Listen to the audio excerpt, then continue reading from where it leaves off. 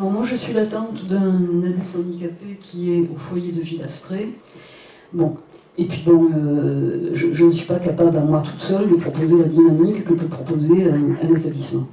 Donc déjà, pendant ce confinement, les éducateurs qui se sont impliqués ont été absolument extraordinaires. Il y avait même un résident qui a eu le Covid et donc toute la journée il y avait quelqu'un avec lui dans sa chambre et qui s'occupait de lui. Donc ils se sont engagés même pour leur santé dans ce travail d'accompagnement. Donc il y avait des activités nouvelles qui ont été proposées, il y a le soir même des moments de parole avec les parents qui ont été mis en place par Skype, enfin tout ça, quoi.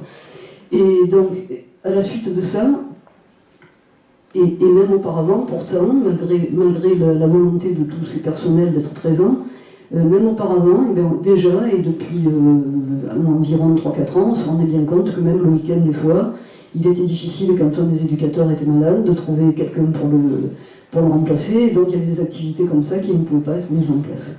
Pendant l'été et à la suite de la crise sanitaire, le foyer fermait une quinzaine de jours et au retour, donc, un certain nombre de résidents qui n'avaient pas pu être accueillis par leur famille étaient au foyer, et donc là ça a été vraiment très très très difficile pour le personnel administratif de trouver, quand un des éducateurs qui devait être présent avait un souci de santé, ça a été extrêmement difficile de trouver du personnel intérimaire. Il y a eu même des jours où le foyer a tourné avec du personnel d'intérim qui ne connaissait pas les résidents.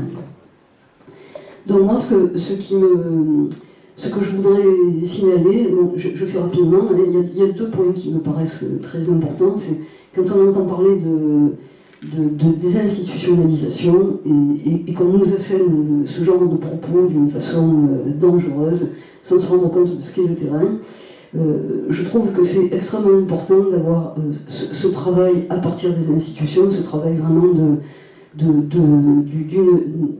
d'un véritable accompagnement qui correspond à des droits, bien sûr.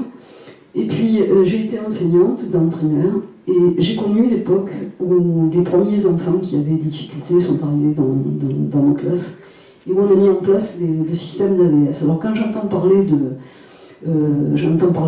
c'est M. Castex qui l'a dit, bon, mais rien contre lui, mais on fait peut-être ignorant du terrain, mais qu'on va avoir recours à Pôle emploi avec des formations courtes, les AVS aussi devaient avoir des formations courtes, sauf qu'ils rentraient en septembre dans les classes.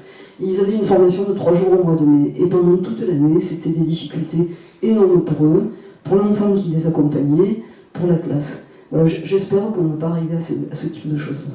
Voilà.